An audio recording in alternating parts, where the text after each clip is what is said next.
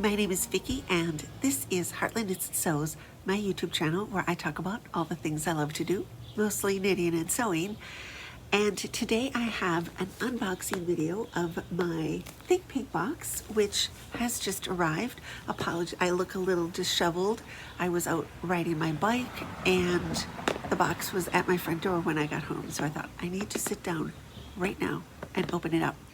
Now today is Monday, the 21st of July, and this was sent from the UK last Tuesday, the 15th. So that is pretty fast, just under a week, especially considering that last month customs held on to my box for 2 full weeks. 2 full weeks. It sat in customs. I'd check the tracking every morning and I think it's never coming out of there.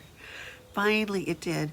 So I didn't do an unboxing last month because I just felt like everybody, I think people had their things made up already, and it was a rare month in which everybody got the same color, same fabric, same color and everything. So it wasn't even like, oh, I wonder what color she got and if she liked it. Everybody had the same. I have sewn up, I loved my fabric last month.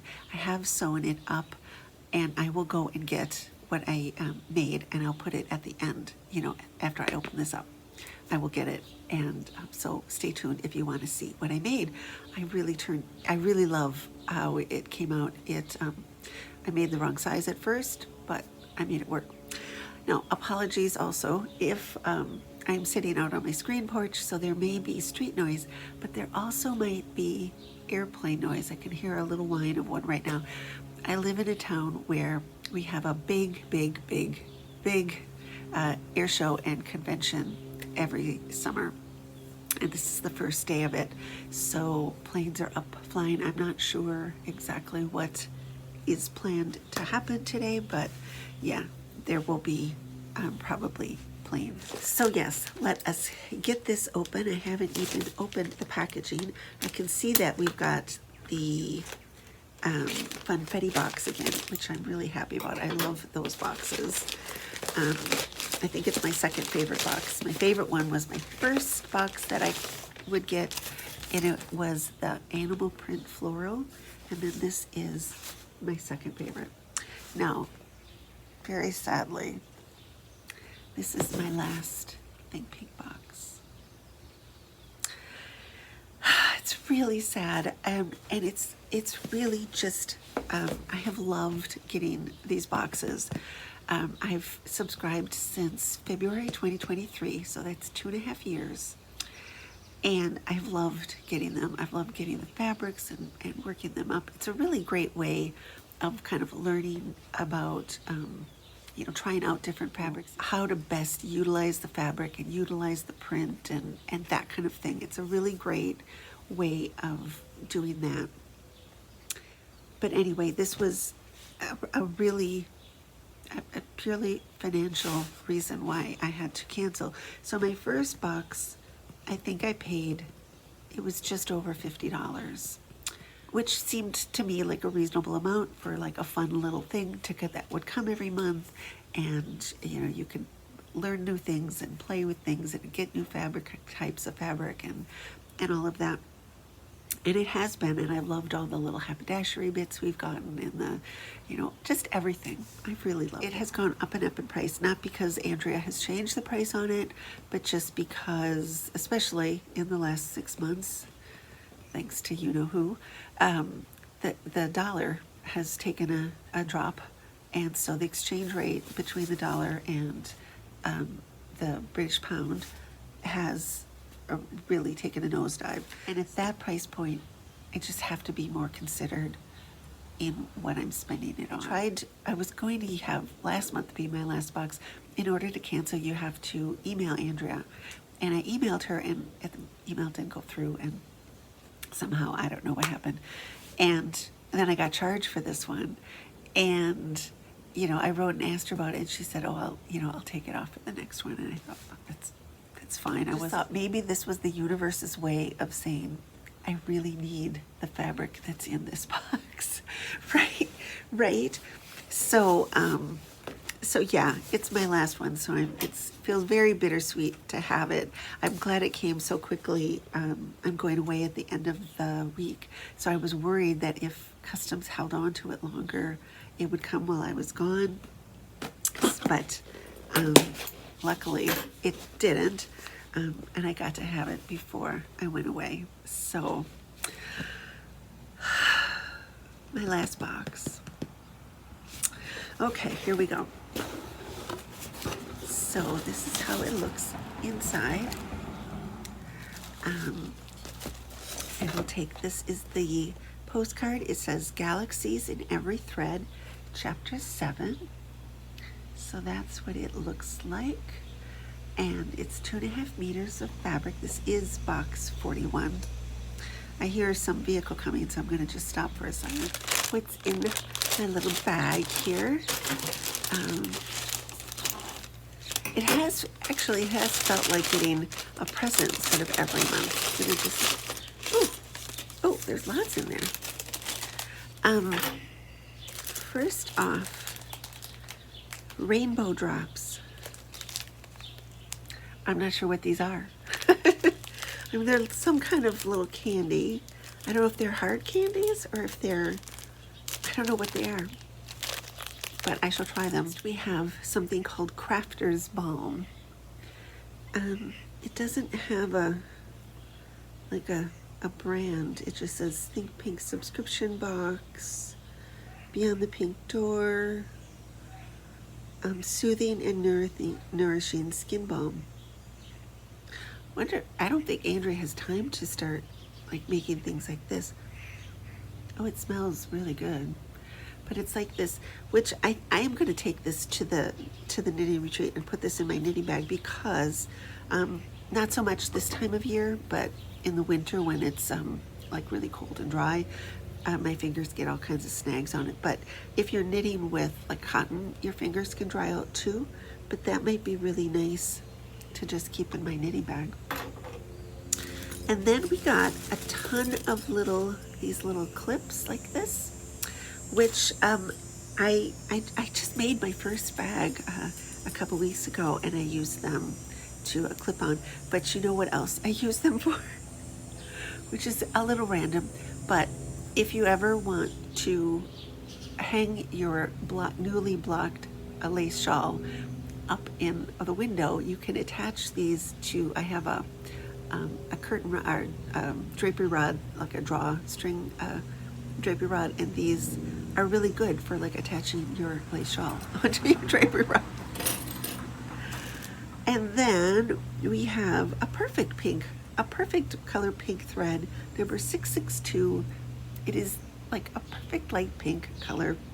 And apologies, my nails are just like, I've got like one color on there, just, yeah, because I've been out like digging iris rhizomes and stuff. So that is a job for tomorrow, is getting my nails in order. So yeah, so here we go, my last fabric. Now, there, I know because I chose my color, there were 3 options. There was an orange, there was sort of a lapis-y blue, and then kind of a pink, like I'd call it a dusty rose sort of color. Guess which one I picked? Yes, I picked the, you knew I didn't go for the orange.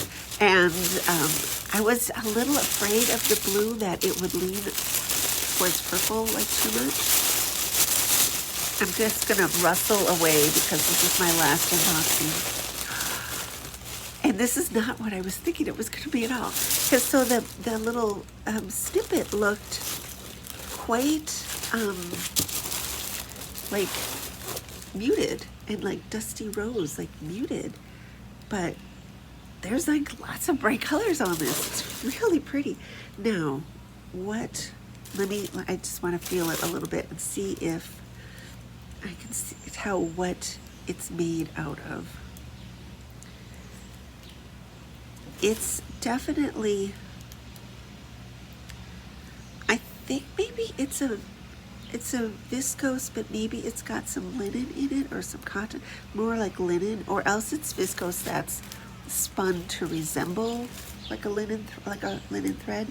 But look at these colors. I'm so glad I picked this one. And see, this was the universe telling me that I needed this one last box, isn't it? Oh my gosh, it's beautiful. It is absolutely beautiful. So I thought it was going to be more like these colors, like more like these colors, but there is a ton of these really bright colors, like magenta-ies and like, oh my gosh, like red almost. There's like these little pops of blue. It looks very like a marbled effect. Oh, this is really beautiful. Now what to make? What to make? The thing that I immediately think of, but I don't know if it's the right weight, is this. Oh, look at this. It's a really large print. Oh, this is beautiful. Now, the first thing that comes to mind is the Southport dress by True Bias. Just because it's got this like big print. And actually that's not, it's looking different. It's more vibrant in person than it's looking on my screen. Apologies, now they're doing street work out there. So anyway, that's what my first initial, oh, look at this one. I love this one. It is from Fabrics for Your Creativity. So we've gotten viscose fabrics from them before. Yeah, but big thanks to Andrea for like all these months of boxes, 2.5 years of boxes. I've really enjoyed them. And, sometimes she does one-off boxes, so that's an option, if I want to treat myself 1 month, or I don't know, we shall see. So let me go get what I made in last month's fabric. So just a reminder, we got a pure white, I always forget the order, vintage washed cotton or washed vintage cotton, something like that. But it was sort of a linen look, but it was 100% cotton. But it had that sort of wrinkly sort of look in it. And it was like a thicker cotton. And so I knew right away. I had been thinking I wanted to do white linen trousers, but I didn't have any fabric. It was, something I had on my sort of thinking that I wanted to do. So when this came, I was like, perfect. So at first I thought I was going to do the toile of the Maison Fauve Brooklyn trousers, which is on my Make 9 for this year. And then I washed it and I was pressing it and I thought, no, that won't be good because the Brooklyns have pleats in the front, which I don't know if they will work for me, just if they will accentuate things that I don't want to accentuate. I also had this pattern. I bought this last fall sometime. This was in their fall winter collection last year, and it's called the Récif trouser.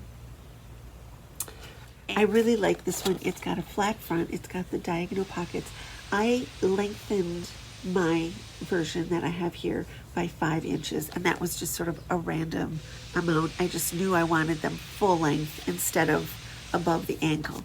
This is the line drawing, so they have double darts on each back piece and the pockets in the back, and then this really pretty turn up, and they're a mid-rise pant, which is my favorite. So this is my version. So these are mine. Do a final press on them because I made the wrong size and then I took them apart and I think they're gonna work.